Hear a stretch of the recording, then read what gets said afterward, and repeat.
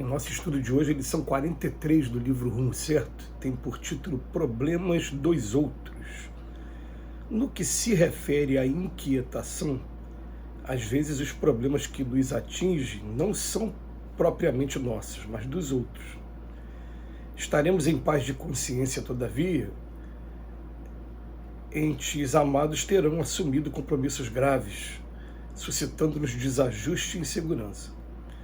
Possuímos, por enquanto, o nome inatacado. No entanto, criaturas profundamente ligadas a nós surgem sofrendo o assédio da injúria, com ou sem razão, impelindo-nos ao desejo de preservá-las contra as pedras que lhes dilapidam a imagem.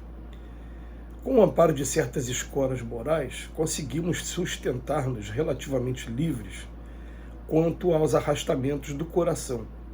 Entretanto, afligimos-nos, como é justo, por almas abençoadas de nosso convívio que aparecem na arena das lutas afetivas, suportando conflitos difíceis de carregar.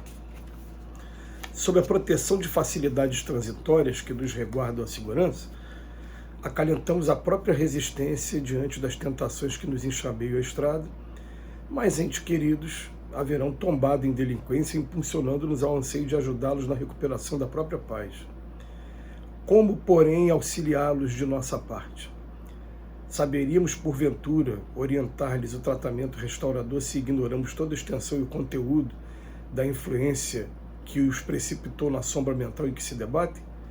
E como poderíamos julgá-los se lhes desconhecemos o drama comovedor desde o princípio? Seria desumano golpear a ferida sob o pretexto de socorrer o doente, e não seria lógico traçar diretrizes em territórios acerca dos quais não possuímos ainda qualquer experiência. Ante os problemas daqueles que nos rodeiam, contudo, podemos ouvi-los com paciência e caridade, doando-lhes esperança e consolo. E, acima de tudo, cabe-nos recordar que a luz da divina providência está em nós tanto quanto neles, e que, por isso mesmo, o máximo auxílio que nos será lícito prestar-lhes será sempre respeitar-lhes as escolhas e decisões, orando por eles e rogando a mesma providência divina os guie e esclareça, ampare e ilumine, reconhecendo que no mínimo, no íntimo das próprias vidas, são todos eles tão livres e responsáveis diante de Deus quanto nós. A gente, embaixo de uma influência muito salutar dos espíritos, fazendo um estudo, veio por intuição para a gente as etapas que a gente vive evolutiva. A primeira etapa, ela vai consistir em a gente identificar no Evangelho aquilo que a gente está contrário, desafinado, e procurar afinar o nosso instrumento através de um processo de reforma íntima. Esse é o primeiro passo.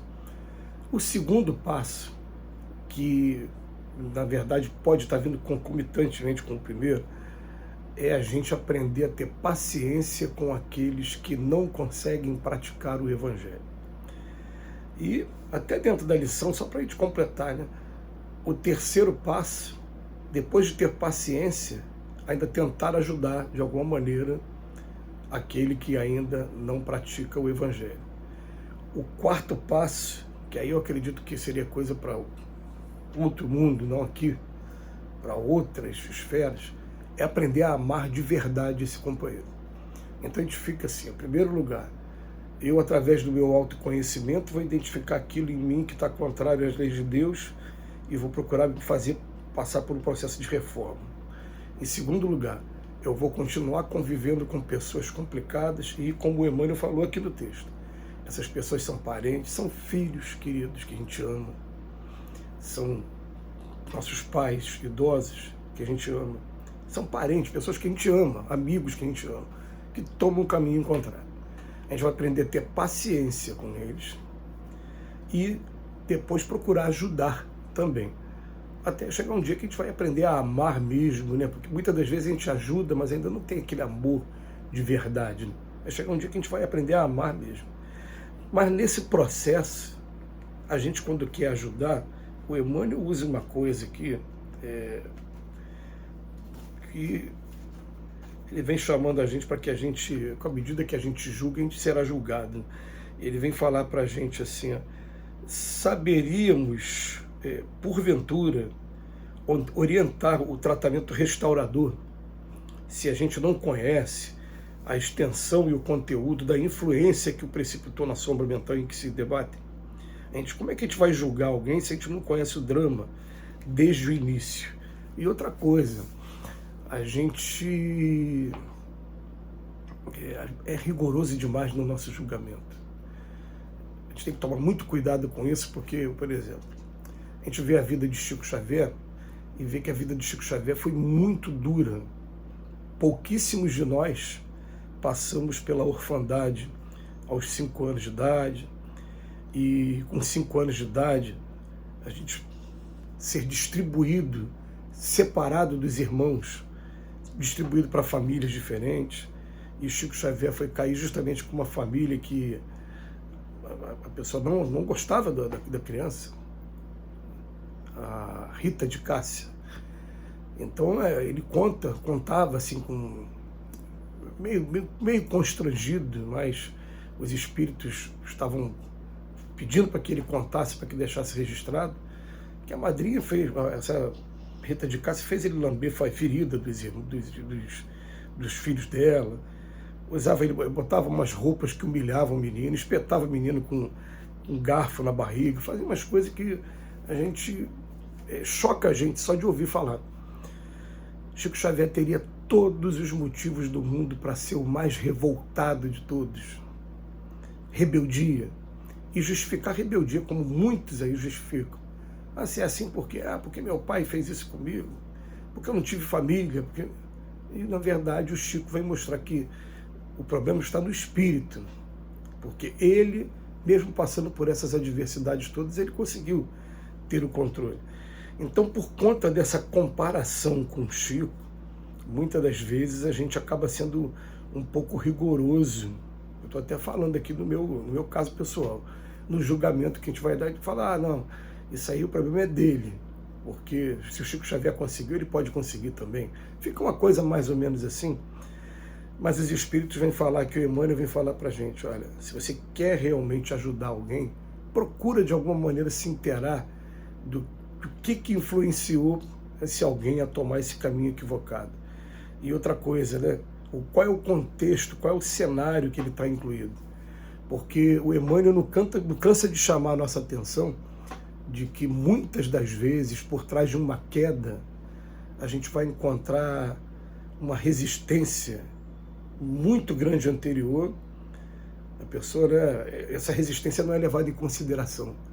Eles falam assim, a pessoa teve a tentação 80 vezes e resistiu, caiu na 81ª, ela fica marcada pelo dia que ela caiu. As pessoas não vão levar em consideração o esforço que ele está fazendo de conter, de domar suas más inclinações, como diz lá o Espírito de Verdade, com o reconhecimento do verdadeiro Espírito. Ele está se esforçando, mas o dia que ele cai, não é permitido isso, ele acaba sendo julgado de uma maneira mais rígida. E, na verdade, vai fazer parte do nosso processo de aprendizado a gente aprender a desenvolver, em primeiro lugar, a paciência com as pessoas, em segundo lugar, a gente procurar colaboração de alguma maneira, e em terceiro, vai chegar o dia sublime que a gente vai amar de verdade, a gente vai olhar para cada um, vai dizer, por que ele está assim? Aí ele está assim como Cristo olhava, né? Porque ele ainda está vivendo uma vida de equívoco. E quando a pessoa vier conversar com a gente, olha, o sofrimento que você está passando está sendo por isso, mas aí está nas tuas mãos, você que tem que mudar esse comportamento. Enquanto você não mudar esse comportamento, você não vai ter ainda a consciência tranquila e uma vida tranquila. Então o Emmanuel, ele teve o cuidado de pegar uma lição para falar só das pessoas que estão convivendo com a gente, e o cuidado que a gente tem que ter com essas pessoas. E tem um desses parágrafos, e que ele vem falar o seguinte: a pessoa que está sendo injuriada, assediada, com ou sem razão. Olha que coisa interessante.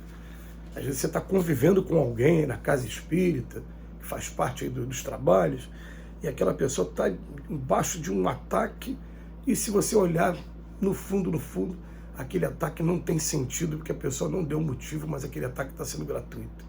Como é que você vai ajudar? É o desafio, é o aprendizado nosso máximo. Que Jesus nos abençoe hoje.